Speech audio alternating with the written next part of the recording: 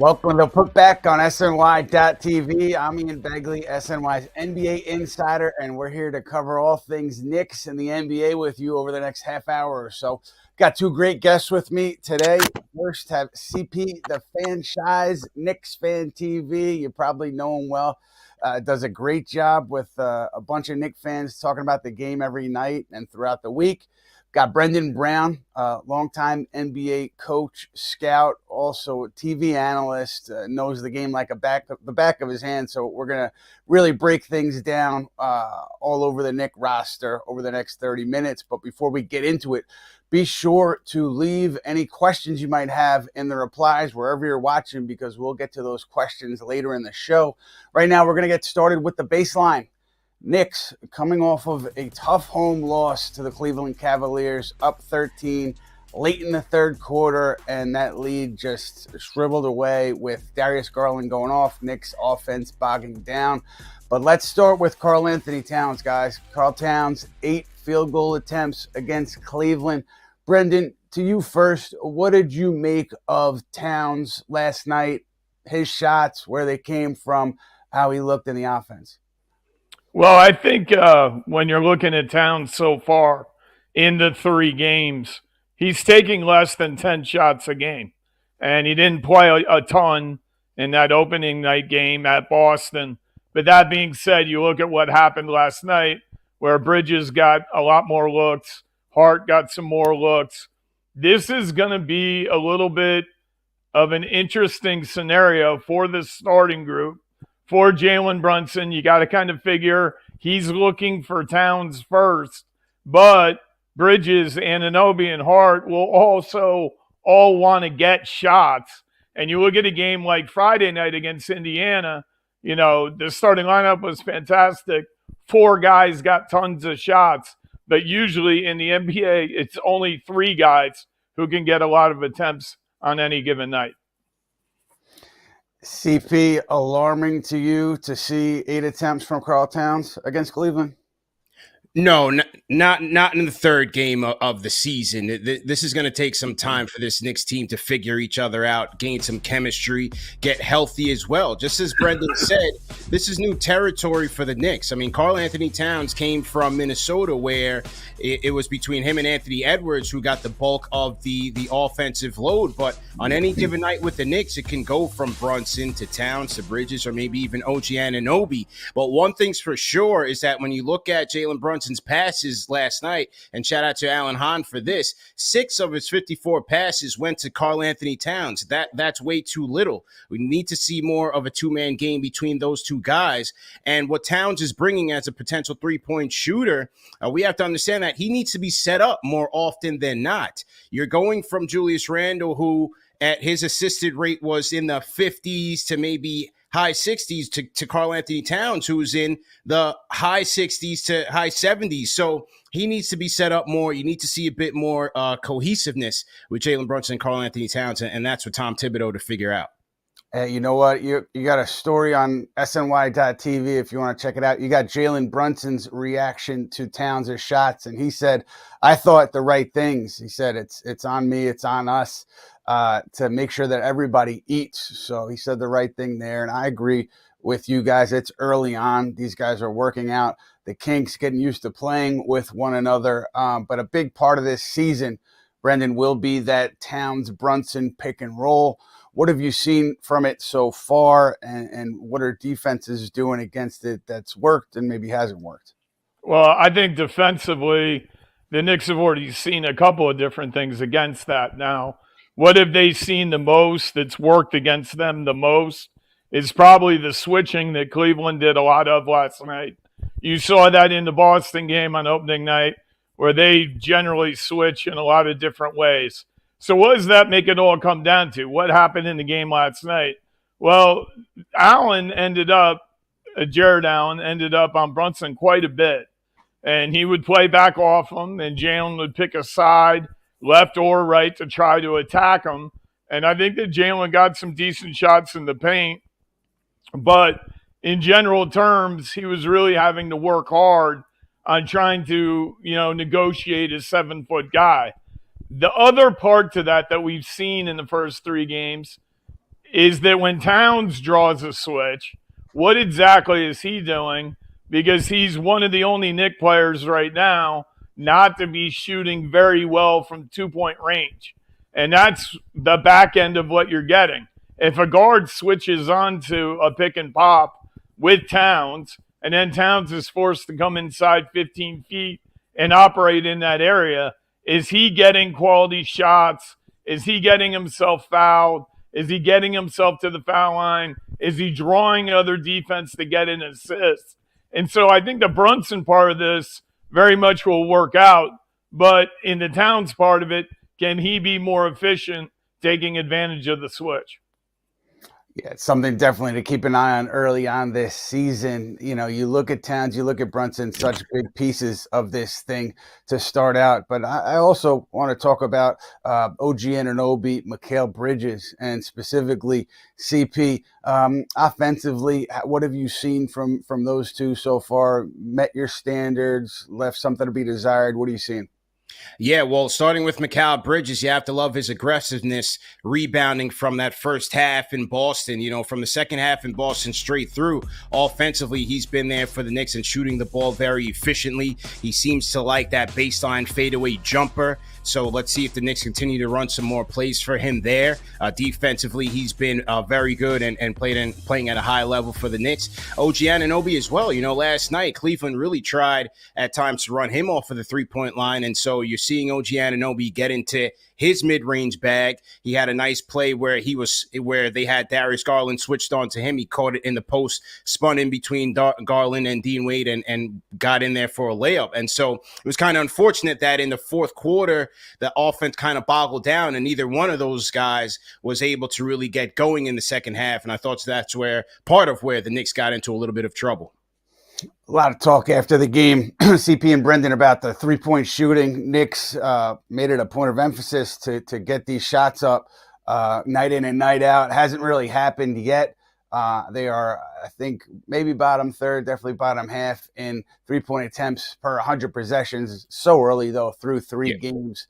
Brendan, what's not happening that should allow the Knicks to get more three-point looks? What's limiting their attempts from there so far?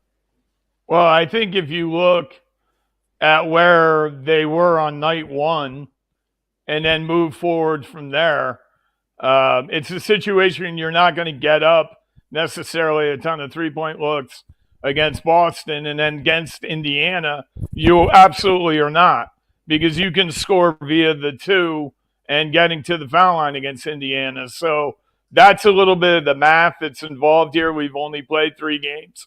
I think that Cleveland's half-court defense, when it was in the half-court last night, was good. I think what CP said about, the guys on the weak side, whether they're in the arc, whether they're in the corner, they got run off the line, or they took a very rushed, hurried, weak side corner 3. And I think that's a difficult situation to start being in a groove, start being in a rhythm for that starting group. It's not like you're just going to take threes to take threes or take bad threes. Like, I don't think that's what Tibbs is looking for. So for me, I'm a little bit more concerned, not so much about the 3 as I am where they're getting to the foul line, because they're at the very, very bottom of the league at the foul line in terms of attempts.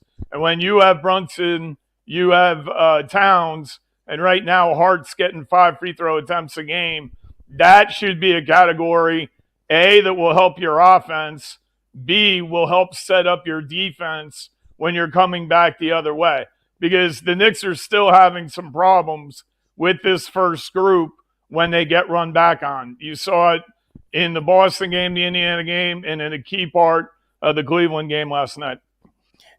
And also, Ian, in Tom Thibodeau's press conference last night after the loss, he talked about getting enough paint touches more driving sprays, and he didn't see a lot of that last night in the Knicks game against the Cleveland Cavaliers. I think that's a lot. It's going to rely on Jalen Brunson, and also when you get to the bench units, Cameron Payne, who's that backup point guard, getting some dribble penetration and then being able to spray it out to open shooters. I don't think the Knicks got enough of that last night. They are last in the NBA in three-point attempts. We talked about Karl-Anthony Towns' low shooting volume, but also the Knicks need to figure out how to get Jalen Brunson more three-point shots within rhythm off the ball, because those two guys are going to be their best three-point shooters on volume, and they need to be able to get those guys going offensively from the perimeter. Yeah, I thought it was interesting that early on last night, I thought Brunson was off the ball a decent amount. Didn't produce the three-point attempts that CP's referencing, but they did have him off the ball. And Tom Thibodeau, he doesn't say much after games, but I thought he was also saying about those three-point attempts that it's on the players around the arc to space properly, to find the proper spots when somebody's driving, to allow the driver to make the best read possible. So, these are things that I think you could really expect early on in this season for a Knicks team that has so many new faces, so many important new faces.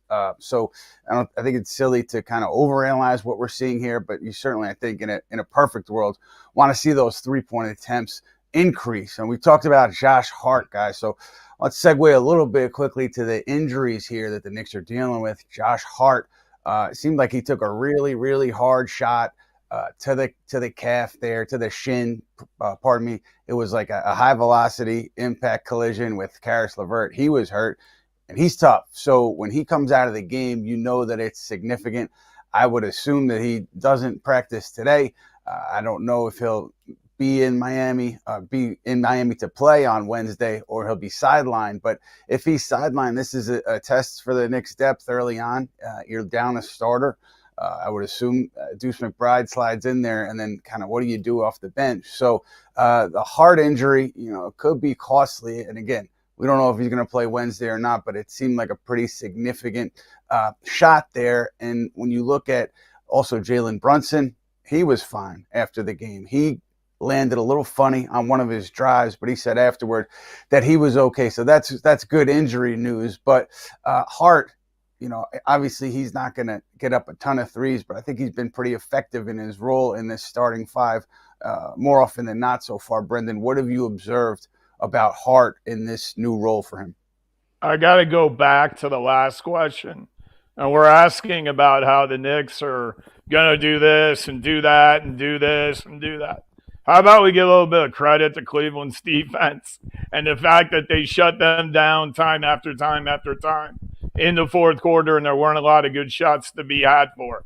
So you're not going to see a lot of great defensive, units in the league, but let's give Cleveland a little bit of credit last night. And they did a nice job on Jalen Brunson.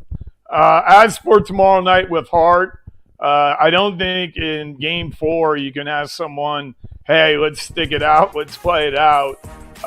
You do have Tyler Hero to think about. You do have Jimmy Butler to think about. There are other situations where they play different lineups. They could have 4 smalls in there. So, yeah, you'd love to have him, but he only missed 1 game last year. They talked about that on TV, and that he was questionable coming into the game anyway, and, ended up playing and had a nice night. So it's going to be kind of interesting to me in these situations, any of the 5 starters, like if they have a 50-50 situation of playing, when you don't have a Chua right now and you only have 12 guys overall, will they play Dadier to play some minutes? I think the German was fantastic in his minutes last night. That gives them someone else they could soak up some minutes with. But, how exactly are you going to do it when you only have 12? And this is going to come up, not a little bit. This is going to come up a lot this season. Interesting to me, too, that, you haven't seen it yet, but the Knicks have an option there to play Karl-Anthony Towns with another big, whether it's Sims or Porty. I understand why you wouldn't go there because, neither of those guys have shown that they can produce consistently in bigger minutes. But, it just makes me wonder what happens down the road here, too, if Mitchell Robinson comes back healthy and is still a Knick. Which way do you go? Do you go Towns at the 5? Do you go Robinson at the 5? A question for further down the line. But, CP, how do you see that playing out if Robinson does come back healthy? Yeah, it certainly is tough to lose Hart last night, in a double-double, because I think he showed you last night why he's so critical for this team and such an important piece in this starting lineup, because despite the fact that they are short on the front court, he allows them to play big while still playing small.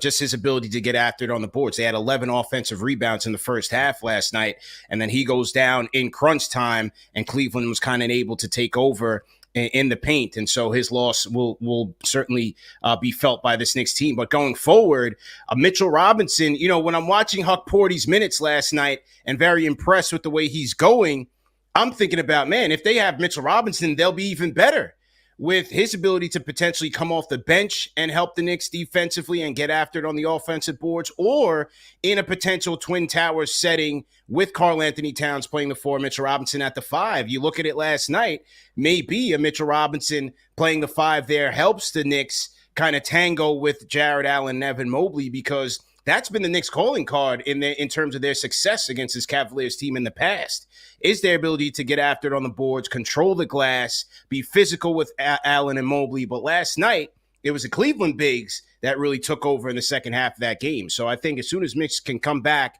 and be in good shape, that'll certainly help this Knicks team as they tread forward in the second half of the season. Brendan Brown, how do you approach that now and when Mitch comes back? What would you do there if you were making decisions? Would you start Mitch if he was fully conditioned and ready to play that amount of minutes, or would you bring him off the bench? How would you do it? First of all, being an assistant coach for a little while and on some coaching staffs, we would not be talking about this until the day before it was going to happen. Like, we would not be going months out saying, hey, this is what's definitely going to happen, because so many other things could happen between now and that scenario. Now, I think you got to give it a lot of thought as to, and this could be popular. We were just talking a lot about offense, who's getting shot attempts, is it balanced? If you bring Mitch into the lineup, you can put Hart back on the bench. That would probably help out that scenario. There are a lot of good things to think about, but in reality, what is Mitch going to be like when he comes back?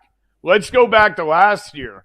The second game that Mitch came back, Tibbs played him 23 minutes, and he was trying to guard Len Biana at the three-point line. Like, was that the best case scenario for Mitch coming back? So, even though you might want to mess around or look at it that way with Towns and Mitch, like, what kind of condition is Mitch going to be in? Who says that he can play 24 minutes as the starting center when he first comes back? And that's why Hugh Bordy last night doing a nice job and being much better than Sims gives you a little bit more flavor, a little bit more excitement about that situation. And in reality, I think that's what the Knicks should be doing right now. If they got to play Dadier a lot right now, just play him. Now, I know they've had better success in these last 2 games playing 8 guys. I get that, because all 8 guys know what to do, but you're kind of in a situation right now. If you feel there's an open tryout situation, did we all know that Bordy was going to be really good last night? No, we didn't, and it happened. So if you've got to do that with Dadier or someone like a Kolek or whoever, it's early in the year, and this is the time to do it. Brendan, I'm going to come back to you because I really need to know, actually. Mitch, fully healthy, fully conditioned. What are you doing? Bench, starter? Mitch? Yeah. Dude, Mitch is my guy. I've been talking about him, I told you, since his rookie year. It's the only good thing that happened this year. I used to yell M-Rob every time he got a block shot. This is what I'm concerned about. They say in terms of sports science, trying to get him in shape, he has 2 bad feet/ankles. So when you try to get someone in shape the right way and do it this way, and Mitch is going to cover 280, 285, 290. I want to, Ian, just see him get back on the floor. That's the only thing I'm worried about at this point. You can go different ways, but is he going to be ready to play 24 minutes as the starting center? And I'm just really not sure if we'll ever know that. All right, fair enough. We'll let you dodge it for now. We're going to go to our What We Learned segment shortly, but before we get to that, be sure to keep your questions coming in, fan questions, put them in the replies. We will get to them later on the show. But for What We Learned, it's presented by SUNY Binghamton University. Binghamton University was named the top school in the SUNY system according to recent rankings from the Wall Street Journal and Forbes. And you visit binghamton.edu for more information. We're getting into Ariel Hukporti about what we learned because of the minutes that he played last night, playing ahead of Jericho Sims, ahead of a healthy Jericho Sims. So we learned at least that Tom Thibodeau wants to take a look at Hukporti in that role, and Thibodeau said he did pretty well there. So you're looking at a potential rotation role early on here for Hukporti at the backup five. When you guys look big picture, CP backup five, do you trust what you're seeing so far from a Hukporti or a Sims? Are you desperate for the Knicks to go out and get somebody? I know it's early to make these kind of proclamations, but what is your gut so far? Yeah, I think with the restrictions from a salary cap standpoint, second apron standpoint, I think the Knicks are going to have to look for development and improvement from within. And from what we saw last night with Ariel Hukporti getting, I believe it was like 7 straight minutes in that second quarter, the first player off the bench in the second half, and then crunch time minutes was subbing in for Karl-Anthony Towns. I think you are looking at the backup center until at least Precious Achiuwa comes back. And Hukporti's been impressive, man. I've got a chance to take a look at him in the summer league and now, and he's got a good feel for the game. His hustle is always on 100, and he's just active, man. And that's what you want out of your backup big man. He's been great there. I think you're going to be looking at the backup five going forward. Tibbs said he wanted to give him a look. It wasn't because Sims was injured, but overall, it seems like Sims has kind of reached a certain ceiling here where Hukporti and his activity will certainly help the Knicks off the bench. Brendan, Jericho Sims, what has he shown you so far? Do you understand why Tibbs wanted to take a look at Hukporti over Sims late against Cleveland? 2 years ago, Sims was very much the backup center. He was a very good runner. He's a very mobile defender. His drawback is that even when he gets an offensive rebound, if he can't, jam it, and he has to make a move to try to get it to the board, he has an inability to do so. And he hasn't gotten much better at it over the years. He can catch right at the corner of the board, and he can't score.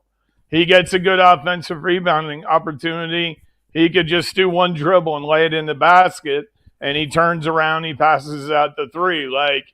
You like the fact that he has a hustle contingent about himself and he can rebound, but if you're a complete zero as an offensive player, even as a dribble handoff guy and whatever, that's not going to get you very far in a game like last night that's a high-level NBA game. Hukporti, really quickly, in the summer league, he can really catch the ball. You go pick and roll, throw the ball to him inside, he will catch it. He has a great set of hands. The two things I liked about him in the game last night, he was up top as the trailer. He was dictating the offense. He wasn't just being scared up there. He was pointing and looking for cutters. And then naturally, the drive and the dunk in the teeth of a very big game, the fact that he made it was awesome. But the other part that was great about it is that he did it. He tried to do it in the teeth of the game. It was awesome. Shows confidence, shows comfort. I agree with you, Brendan. Speaking of Hukporti, there was a clip of Miles McBride in one of the earlier games telling Hukporti, hey, go hard in these garbage minutes. This is how you earn Tom Thibodeau's trust. It was I thought it was very cool to hear that sideline conversation. And Deuce McBride playing pretty well so far this season, strong preseason, strong early in the regular season. Obviously, defensively, had a tough time with Darius Garland late again in that Cleveland game. But by and large, it seems like we're watching a player take yet another step here in Miles McBride coming off the Knicks bench. CP, your thoughts on McBride's performance and his role? Yeah, I mean, that clip was great because no one knows more than Deuce McBride about earning Tom Thibodeau's trust. I mean, his journey so far has been remarkable, in and out of the G League, situational minutes for the Knicks in his early rookie season and sophomore year. But then, last year you saw where he was a big part in the second half for the Knicks, starting games, coming off the bench, whatever role they needed from him. Deuce McBride was able to fill that very, very well. And so it's so funny because when you looked at this team, maybe 2 or 3 years ago, and we always talked about the Knicks young players and the Knicks kids, I don't think anyone knew that Miles McBride would kind of be the last man standing, if you will. But he is here, and he's filled a great void, probably the best contract in the NBA as compared to value. And what I see about with Deuce McBride is just being a star in his role. His shot selection has been excellent. His efficiency from the floor, all 3 levels he's able to score the ball. I mean, Deuce McBride has been excellent for this Knicks team. And with the departure of Dante DiVincenzo, you need that offensive firepower off of the bench from Deuce McBride. And he's the guy that Tom Thibodeau and the Knicks are going to trust off of the bench. Now, last night he had some trouble keeping Darius Garland in front of him. 21 points in the second half for Darius Garland in that loss to the Cavs. So, his on-ball defense was a little tough, but between Darius Garland and Donovan Mitchell, it's going to be a tough night for most players. Yeah, and Brendan, you've watched McBride since he's come into the league, probably even before that. What stood out to you in terms of his progression going all the way back to year one when Derrick Rose was here to now? I think the one thing that he's always done, and it goes back to the beginning of his rookie year, is he has a tendency to never turn the ball over. And I think part of that is that he was a very safe passer at times. And now he's expanding his game a little bit more. So he is turning it over a little bit more, but you'll take that because he's making more good passes and reading plays a little bit better to create a better shot, maybe for someone else.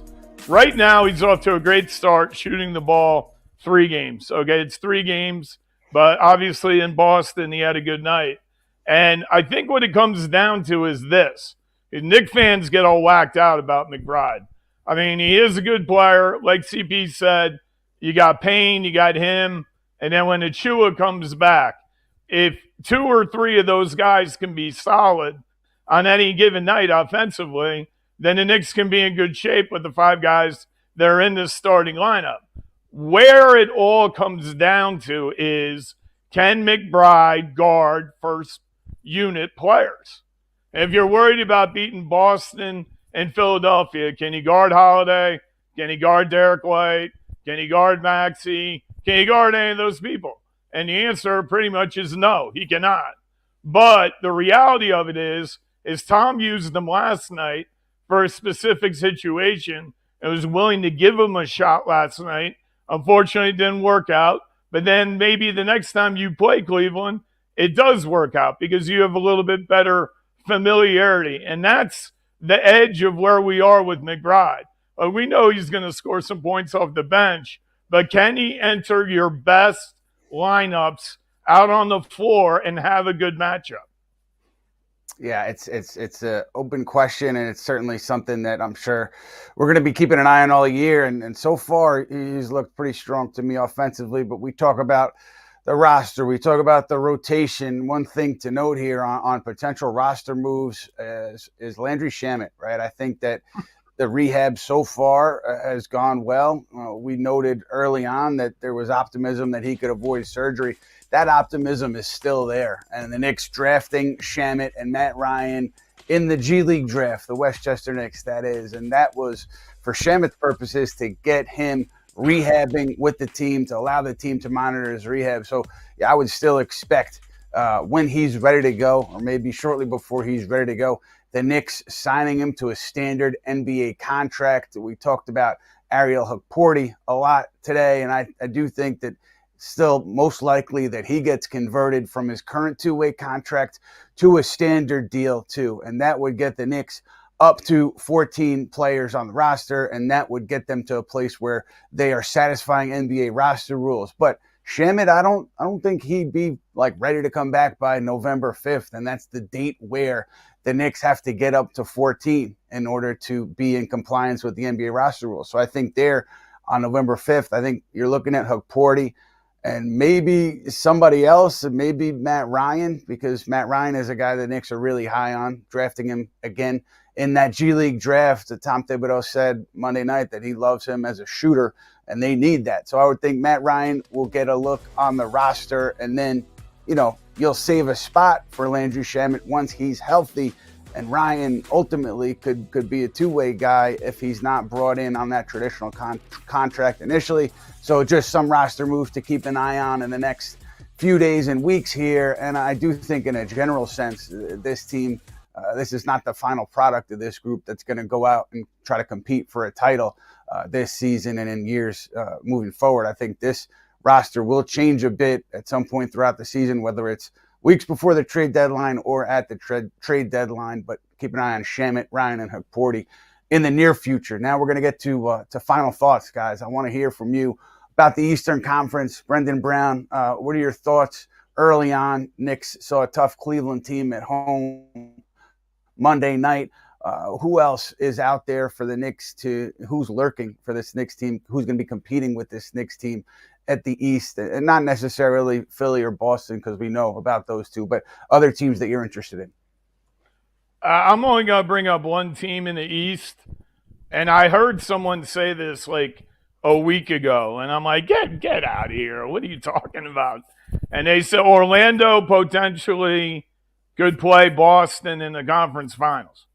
Now, I don't remember where I heard this or who said it, but I watch a lot of Orlando, and now they're a little bit better with KCP and everything else. And I would say Miami's kind of trudging along. Milwaukee's struggling. Indiana isn't off to a great start right now. Philadelphia has the injuries.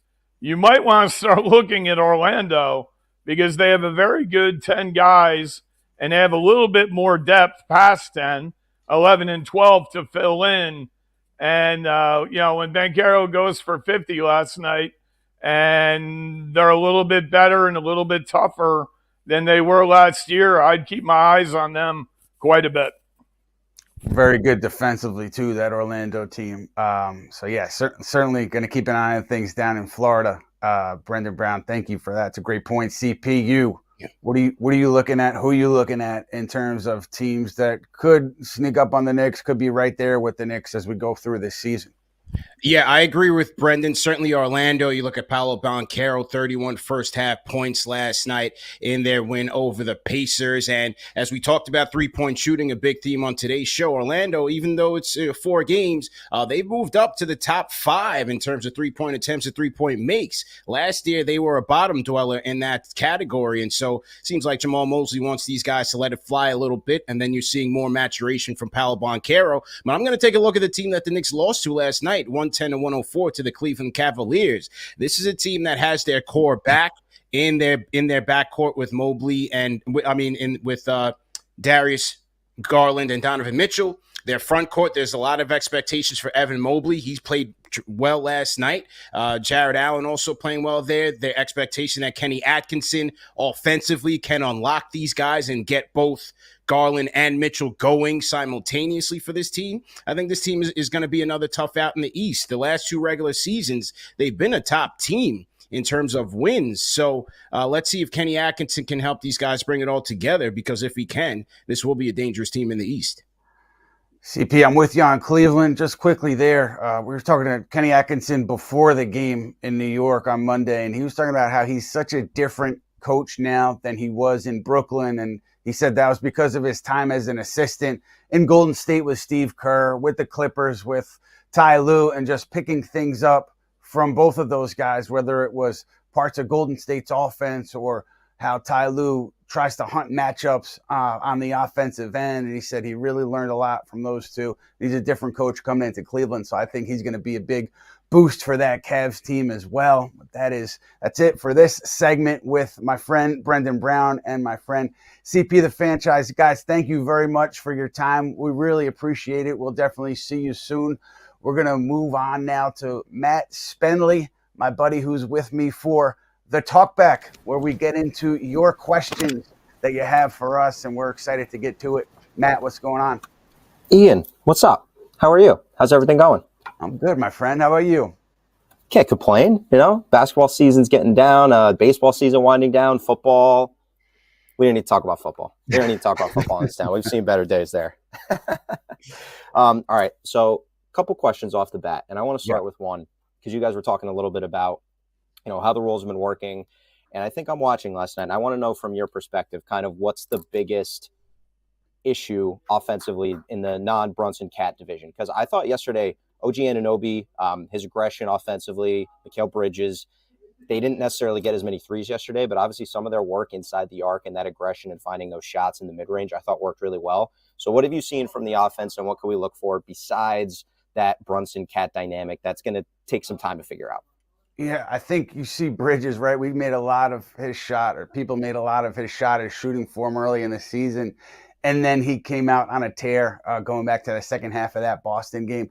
Obviously, his shot is fine. I think you do need him to be among those taking more three-pointers. But Bridges in the mid-range has been very good and very effective. So that's a weapon that's going to be there for them all year long. And Anunoby, I mean, whether it's pulling up for a contested jump shot or coming in off the dribble and shooting a mid-range or getting all the way to the basket, I think his game has evolved offensively, and he's doing things here that maybe you didn't see that much in Toronto. Even with this low usage role that he's in, he's been very impactful. But I think by and large, if you take Brunson and you take Cat out of the conversation, you're wondering, what happens off the bench here? Is it McBride giving you points every night off the bench? Is it someone else? Is it Campaign? Where are your points coming off the bench? And then Josh Hart. How does he fit into the ecosystem of this starting five? I think it's gone fairly well for Hart so far. It's going to be a new role for him, fewer shots, but I think he's taken advantage defensively, creating opportunities for himself, loose ball situations, rebounds. He's been pretty good so far through these 3 games. And as we're talking about all these guys too, Ian, we've seen, I think more than even the past couple of years when we've seen Tom Thibodeau like to have his rotation, his set, his guys. I think every game this year so far, there's been a guy that's come off the bench that kind of makes you raise your eyebrow and go, all right, I guess that guy's getting minutes tonight. Against Boston, it was Dadier. Last night, you guys talked about Huck Porty. So I think they're going to continue to kind of feel all this out. It's so early in the season, right? You guys were talking about it too. It's going to take them time.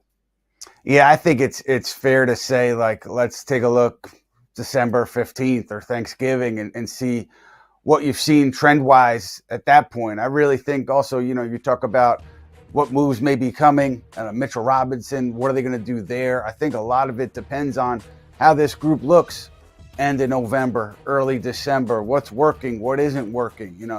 If the defense is struggling on the interior, then maybe you're more apt to hold on to a Mitchell Robinson. If the defense is struggling in the second unit with whoever your backup big is, maybe you're more apt to be aggressive and trying to go out and get some of the big guys that you were interested in the offseason, whether it was a Valanciunas, a Capella, a Kessler, something of that nature, Nick Richards. But I think, this period is going to be big for assessing what the next moves need to be. And I think in some ways they may become obvious over these next few weeks. But yeah, it's too early to make any broad brush statements about the group, especially with Brunson and Towns. I think Brunson, he takes his craft so seriously, and he obviously wants this to work, as do all the guys. But I think Brunson in particular, he's going to make the necessary adjustments to make this thing work on offense, to make Towns be the most dangerous weapon that he could be for the Knicks offensively. That I don't think should be a big concern at this point. Yeah, and given those guys' track record and, like you said, their work ethic, I think we can expect that. You mentioned Towns offensively, and I want to shift a little bit just defensively. And obviously there was a lot of discussion about how the roster would change as he's added, and obviously with how involved and how much you kind of know about what's going on with the Knicks, discussions that were had within the team as they added Towns. George on YouTube was saying, no one fears Cat in the league when it comes to defense. And we spent a lot of this conversation talking about rim protection, Cats defense in general. Do you think that, again, we're going to always couch these things and say it's early, but just defensively with the Knicks, do you think they had expected to maybe take a little bit of a step back defensively and that would be worth it for the offensive upside? Do you think they saw something in Towns defensively that maybe they could unlock? Like, how do you kind of think that they saw that playing out as they added him to the fold? I think just if you caught them in an honest moment, I think they would say, yes, we're willing to take a little bit of a hit defensively because of what Towns can do for us on offense, spreading the floor, spreading the defense, creating more space for our guys to operate in, and obviously a threat from the perimeter. And so I do think that, if it's not a press conference setting and if it's a more honest moment, that's probably what you would get from these guys. But I thought it was interesting that Kenny Atkinson said before the game that he thought Towns was much better defensively now than he was, his first couple of years in the league. However, you look at what Minnesota did, right? They made a huge trade for Rudy Gobert, in part because of Gobert's strength as a defensive anchor. And that was something that, obviously Towns wasn't giving them enough of.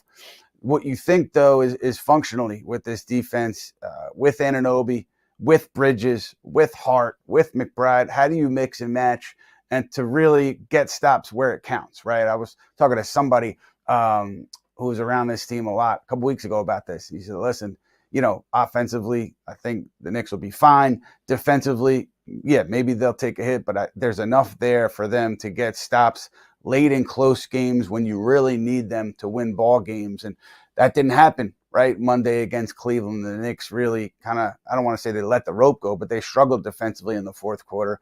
But by and large, I think the Knicks feel like the talent is there to get these stops when you need them, even post-Towns trade.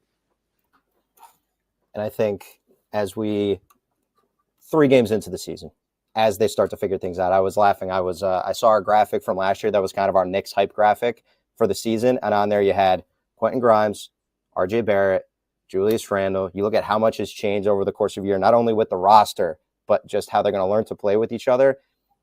It's going to be so different as we get to the spring. So, Ian, my last question is kind of a fun one for you because I don't know if we've ever asked you this question on the show. What is your favorite current New York Knicks uniform? When they're wearing that uniform, you're like, they look sharp tonight out on the floor. So we got, obviously, they wore the ones last night. They got their normal white, their normal blue. What's kind of your favorite ones these days? Man, I'm such an old man, Spenley. I can't get into the. That's why we need your take. The Sunday uniforms, the city editions. Nothing really.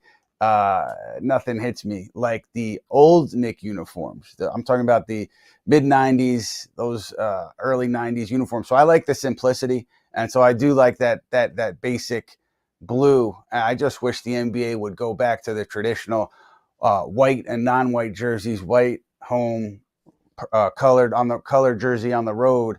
It just gets so mixed up in the league. I understand they need to sell jerseys. They need to draw eyeballs. I get it. I guess I'm just a traditionalist in that way, but I do really like that simple Knick jersey, the white homes and the road blues. And I wish we could see those more often just from an aesthetic standpoint. Matt, where do you stand on that as a younger, hipper gentleman? Let me represent my generation here. We're probably not that far apart in age, Ian. I'm the same as you, honestly. I think that we get a little carried away with all of the different versions of jerseys. When I flip on the TV and they have their very basic white New York jerseys on, I'm just like, okay, love how this looks. Feel like it's clean, gets the job done. I was never as big a fan of the late 90s, early 2000s with the black trimming.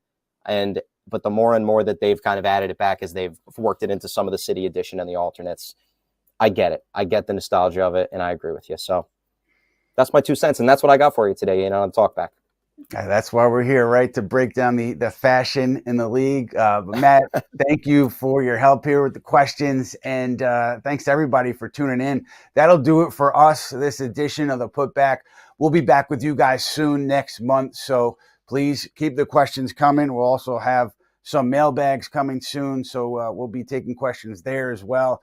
And we look forward to seeing how this thing unfolds with you guys as we move forward. Thanks for joining us, and we'll see you soon.